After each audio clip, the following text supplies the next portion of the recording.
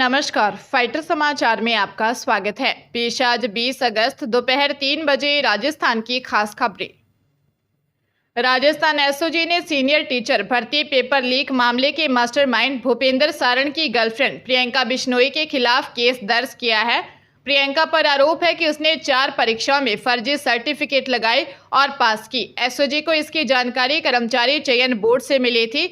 ADG VK Singh ने बताया कि जांच में सामने आया है कि पिछले 5 साल में प्रियंका ने भूपेंद्र सारण से दोस्ती कर 4 फर्जी डिग्री ली। इसका इस्तेमाल प्रतियोगी परीक्षा में बैठने और नौकरी हासिल करने में किया था। राजस्थान कर्मचारी चयन बोर्ड से मिली जानकारी के अनुसार भूपेंद्र सारण की प्रेमिका पिछले 5 साल में 4 प्रतियोगी परीक्षा में बैठी। इसके लिए उसने सारण से 4 फर्जी डिग्री ली। इसके साथ ही नियम विरुद्ध एक साथ 2 ग्रेजुएशन की डिग्री ली। बोर्ड ने एसओजी को बताया है कि उनकी टीम की जांच में 12 यूनिवर्सिटी हैं जो फर्जी डिग्री देकर बच्चों के भविष्य के साथ खेल रही हैं। जयपुर के सवाई मानसिंह मेडिकल कॉलेज की महिला रेजिडेंट डॉक्टर ने एक अन्य रेजिडेंट पर गंभीर आरोप लगाए हैं। डॉक्टर्स के ग्रुप में पहुंचे मैसेज के बाद चिकित्सा विभाग में हड़कंप मच गया। मैसेज में लिखा था कि मेरे साथ रेप और हत्या कुछ भी हो सकता है। मैं नहीं चाहती कि अगली निर्भया बनूं। यह मेरे मेडिकल जीवन में सबसे बुरा अनुभव रहा। प्रिंसिपल डॉक्टर दीपक महेश्वरी ने बताया कि उनके मोबाइल पर स्क्रीनशॉट आया था। इसे पढ़ा तो हैरान रह गए। एक महिला रेजिडेंट डॉक्टर की पोस्ट में कई चौंकाने वाली बात लिखी थी। पोस्ट का स्क्रीनशॉट मिलने पर एसएमएस थाना सीआई को भेजा है। वह जांच कर रहे हैं। वह महिला रेजिडेंट ने पुलिस को इस केस में कार्रवाई करने से इनकार कर दिया है। उनका कहना है कि इस केस में जो भी कार्रवाई करनी है वह एसएमएस मेडिकल कॉलेज करे। राजधानी जयपुर में फिर से स्कूल और मॉल में बम की सूचना पर हड़कंप मच गया। सुबह दिल्ली पब्लिक स्कूल में बम होने की सूचना पुलिस कंट्रोल रूम को मिली। इस पर टीमें मौके पर भेजी गई। 2 घंटे सर्च करने के बाद भी कुछ नहीं मिला। दोपहर को आदर्श नगर स्थित पिंक स्क्वायर मॉल की आईडी पर मेल के जरिए बम होने की धमकी दी गई। सूचना पर पुलिस दोबारा से हरकत में आई। पुलिस ने मॉल को खाली करवाया और बम निरोधक दस्ते की मदद से मॉल में 3 घंटे सर्च किया, लेकिन कुछ भी नहीं मिला। पुलिस अधिकारियों ने बताया कि धमकी का मेल अंग्रेजी में लिखा गया है। इसमें लिखा है कि तुम कष्ट के अलावा कुछ भी पाने के लायक नहीं हो। मुझे मानवता से नफरत है।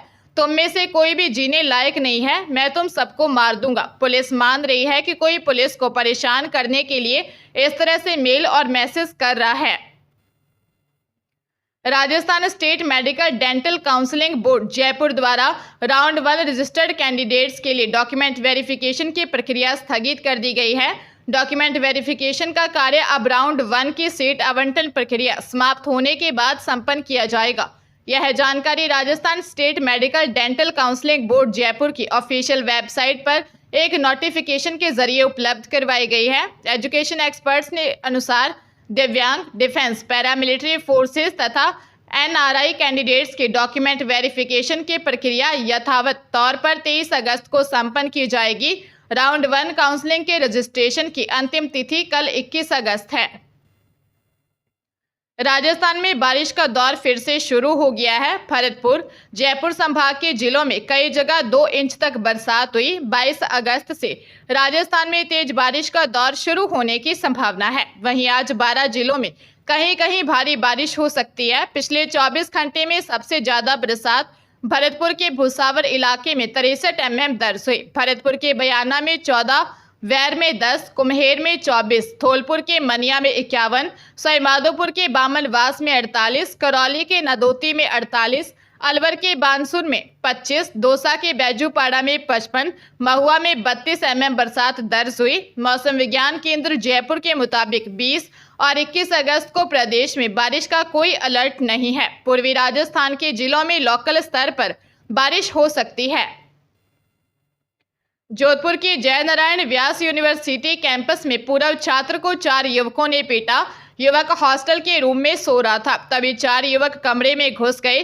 करीब 20 मिनट तक उसको पीटते रहे। पूर्व छात्र बाथरूम में घुस गया और दरवाजा बंद कर अपनी जान बचाई। घायल युवक को मरुधर केसरी अस्पताल में एडमिट करवाया गया।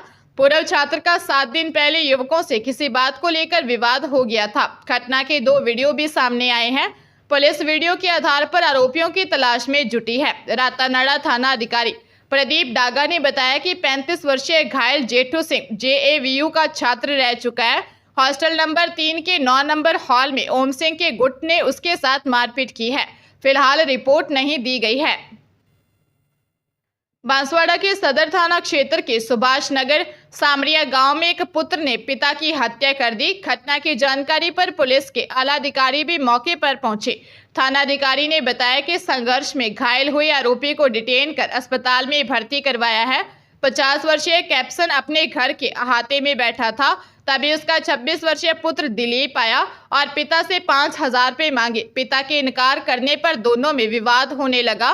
बताया जा रहा है कि दिलीप ने शराब पी रखी थी, उसने पिता पर हाथ उठा दिया, जिसके बाद दोनों में हाथापाई हो गई और दिलीप ने पिता से मारपीट की। आरोपी की मां बीच बचाव करने के लिए पहुंची थी तो बेटे ने उसे धक्का देकर गिरा दिया। आवाज सुनकर हरी और दलीचंद मौके पर पहुंचे। दोनों कैप्सन को अस्पताल लेकर आए।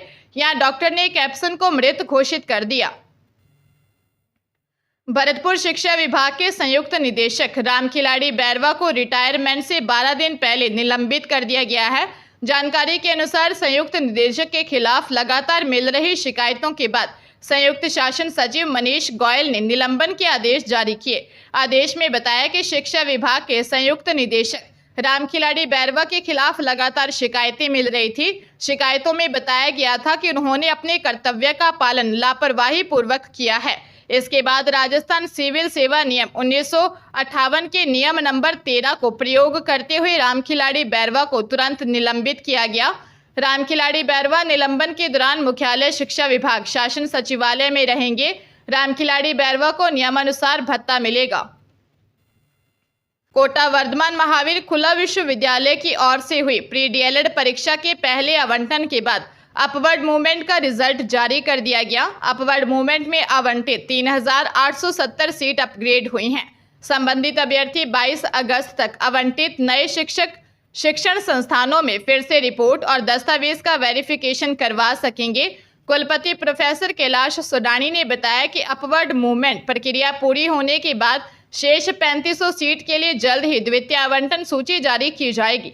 समन्वयक डॉक्टर रवि गुप्ता ने बताया कि पहले आवंटन में कुल 24,117 अभ्यर्थियों को सीट आवंटित हुई थी। इनमें से 22,468 अभ्यर्थियों ने संबंधित संस्थानों में रिपोर्टिंग कर दी। इसके बाद 16 अगस्त के बीच अपवर्ड मूवमेंट आवंटन में ऑनलाइन आवेदन में 8,659 अभ्यर्थियों ने आवेदन किया है। राजधानी जयपुर में दोस्ती कर युवती से रेप का मामला सामने आया है। आरोपी शादी का वादा कर 3 साल तक रेप करता रहा। शादी का दबाव बनाने पर दोस्त के साथ मिलकर टॉर्चर करना शुरू कर दिया। करनी विहार थाने में बिंदायका निवासी 25 साल की युवती ने दी रिपोर्ट में बताया कि आरोपी से साल 2021 में उसकी जान पहचान हुई थी। बातचीत के दौरान दोनों में दोस्ती हो गई। अच्छे दोस्त होने के कारण आपस में मिलना जुलना शुरू हो गया। आरोप है कि मिलने के बहाने आरोपी ने गांधी पथ पर बुलाया। मिलने जाने पर आरोपी दोस्त ने अकेला पाकर उसके साथ रेप किया। विरोध करने पर शादी का वादा किया। शादी का झांसा देकर लगातार पिछले 3 साल तक देह शोषण करता रहा। शादी करने का दबाव बनाने पर अपने दोस्त के साथ मिलकर उसे और उसके परिवार को टॉर्चर करने लगा। पुलिस मामले की जांच कर रही है।